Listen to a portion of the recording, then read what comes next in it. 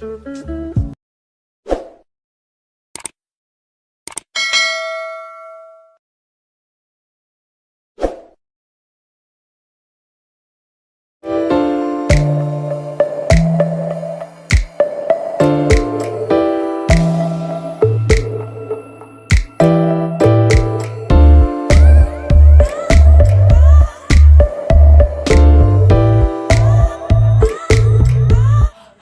everyone!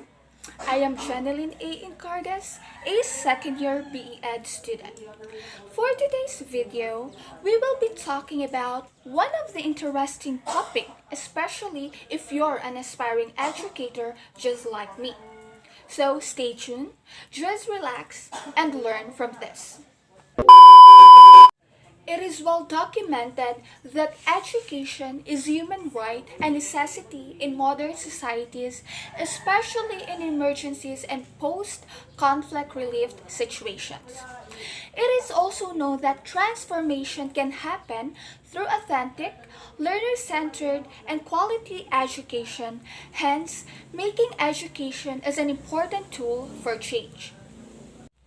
A major report by UNESCO articulates well the role education plays in human development and identities from critical components of pillars of learning for future generations that are worth sharing and exploring in this vlog.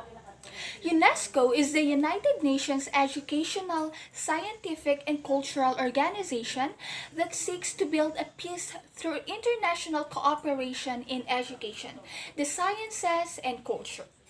It is believed that education throughout life is based on the four pillars: the learning to know, learning to do, learning to live together, and learning to be.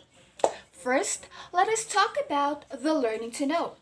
Learning to know pillar of education is more on the mastery of learning tools than with the acquisition of structured knowledge. Mastery of these learning tools is both a means and an end. These are means for students to understand the world around them. And these are ends for the students that can be derived from the pleasure of the understanding, knowledge, and discovery. The learning to know component is very much focused on the transfer of knowledge and information. This is the most common form of education where teachers provide new information to students which they are supposed to assimilate or accommodate into their existing collection of information, what John Piaget calls schema. Another pillar is the learning to do. It is more about competencies and behaviors, as well as technical skills and the abilities related to physical environment and how we interact with it. For children, it is the ability to tie shoes, open a book, ride a bike, and put a puzzle together. The learning to do pillar of education is a mix skills and talents. The third one is learning to live together.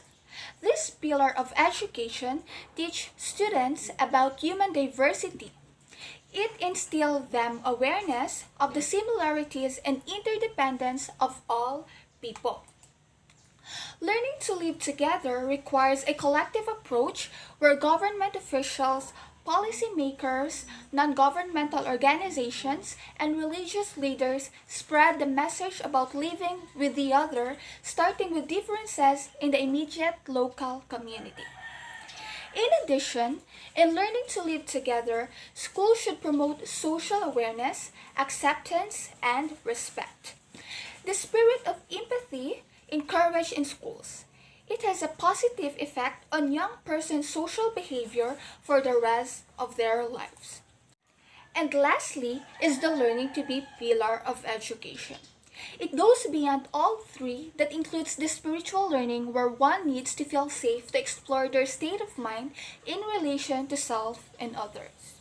In this pillar of education, all people should receive in their childhood and youth an education that equips them to develop their own independent, critical way of thinking and judgment so they can make up their own minds on the best courses of action in the different circumstances in their lives.